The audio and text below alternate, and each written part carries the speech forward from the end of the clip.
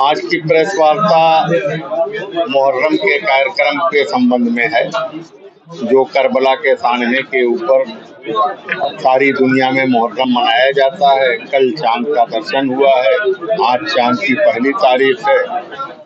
गोरखपुर में मुहर्रम अपने पुराने रवायती अंदाज में मनाया जाता है, उसी को लेकर के आज की ये बैठक है।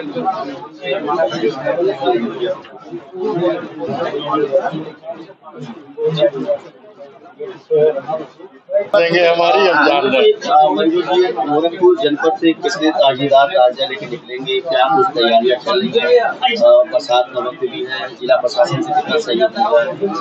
देखिए, ऐसा है कि गोरखपुर जनपद से जितने भी ताजिया निकल रहे हैं उनकी तो एक विस्तृत सूची है।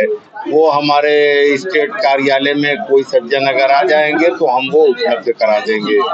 बाकी मौसम बरसात का है, नगर निगम जिला प्रशासन पूरी तरह से लगा हुआ है, हमको पूरा सहयोग देने के लिए कह रहा है और हम उनसे मांग भी कर रहे हैं कि वो पूरी तरह से हमको सहयोग देके हमारे सारे परंपरागत कार्यक्रम को संपन्न कराएं।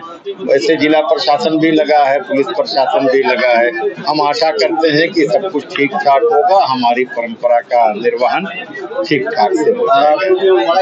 मियां साहब का ताल्लुक है, तो कितने रिवायती जो मियां साहब के जो वो कितने हैं टाइम पे निकलेंगे? देखिए, मियां साहब का अपना जुलूस 3-4 मुहर्रम की तारीख हम बता रहे हैं, 3-4 और 6, 7, 8 ये 5 जुलूस जो हैं ये इमामबाड़ा के अंदर के जुलूस कहे जाते हैं, जिसमें मियां साहब गश्त करते हुए पश्चिम फाटक से बाहर निकलते हैं और उत्तर फाटक से पुनः वापस अंदर आ जाते हैं। ये शाम में निकलता है। इस बार 7:30 से 8 बजे के बीच का समय इसका निर्धारित है। इसके अलावा मुहर्रम की 5 तारीख और 10 तारीख को एक बड़ा जुलूस निकलता है, जो सुबह में 9 बजे निकल करके 5 तारीख को और 9:30 बजे निकल करके 10 तारीख को पूरे शहर का गश्त कहा जाता है, लगभग 8 किलोमीटर का। लेकिन इसका रूट होता है पश्चिम फाटक से निकल करके कमाल शहीद होता हुआ बख्शीपुर, अलीनगर, चरणलाल चौराहा, बेनीगंज ईदगाह रोड, जाफरा बाजार चौराहा, बेनीगंज चौराहा, जाफरा बाजार चौराहा होते हुए करबला पहुंचता है। करबला थोड़ी देर मियां साहब विश्राम करते हैं और वहां से फिर ये निकल करके घासी कटरा, मिर्जापुर, सोनेपुर, नखास, कोतवाली होते हुए मान चौराहे से बाएं घूम करके इमामबाड़ा दक्षिण फाटक से अंदर आता है।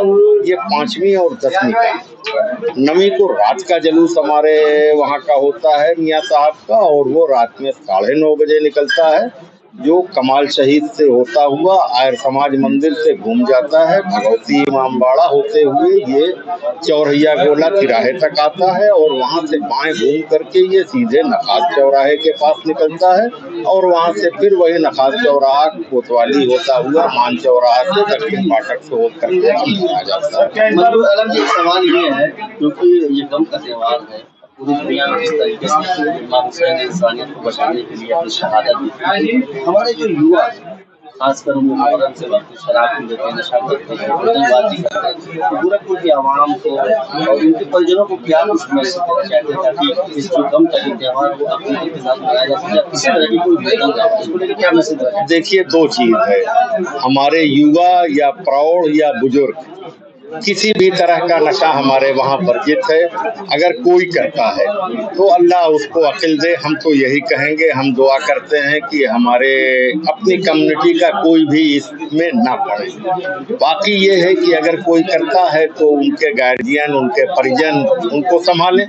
हमसे इसमें जो सहयोग हो सकेगा हम करने को तैयार हैं। सर, इस पर क्या मियां साहब निकलते क्या मियां साहब निकलते हैं क्या उनकी उत्तराधिकारी मियां साहब सब रहेंगे? अब देखिए, ऐसा है कि ये तो अभी मुहर्रम की 3 तारीख से कार्यक्रम सारा शुरू होगा। मियां साहब की भी एक एज हो चुकी है, आ जाइए।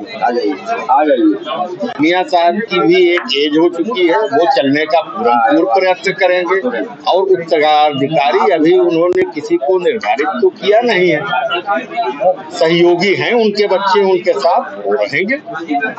लेकिन अनऑफिशियली तो डिक्लेयर आपको कर ही चुके हैं, छोटे मियां साहब का लक़ब दे ही चुके हैं। छोटे मियां साहब का लक़ब कोई गलत तो नहीं दिया है, जाहिर है। ऑफिशियल डॉक्यूमेंट में आपको क्या है, हर जगह छोटे ना बिल्कुल है, बिल्कुल है। तो इसका मतलब छोटे सक्सेसर हो गया वो। आप कह सकते हैं, आपने लिख के दिया, हम थोड़ी कह रहे भाई हम छोटे मियां साहब लिखे हैं ना।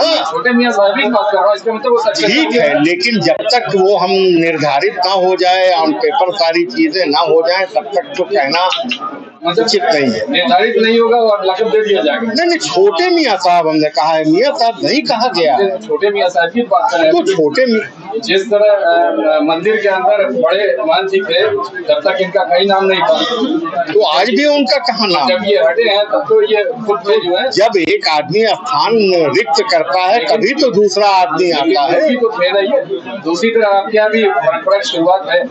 अब देखिए, उसको आप लोग अपने शब्दों में जो चाहे कह लें। ये चार फाटक आपके हैं जिसमें एनक्रोचमेंट है, उसके लिए आप लोग क्या कर रहे हैं? उसके लिए हम प्रशासन से मांग करेंगे कि हमारे चारों फाटक के बाहरी तरफ जो भी इंक्रोचमेंट है उसको साफ करवाया जाए, और हम आप लोगों से भी रिक्वेस्ट करेंगे कि आप लोग भी अपने स्तर से अगर कुछ कर सकते हैं तो इंक्रोचमेंट को हटवा दें। आज से तो मेला शुरू हो जा रहा है, शुरू हो गया, अभी तक इंक्रोचमेंट हटा नहीं। अब ये तो नगर निगम और प्रशासन का काम है, हमने उनको लिख के दे रखा है। अब वो कैसे करते हैं, क्या करते हैं, ये उनका अपना होगा तरीका। हमने तो लिख के मांग करी है, इंक्रोचमेंट हटाने की भी, बाकी सारी व्यवस्था की भी, वो सब हमने मांग करी।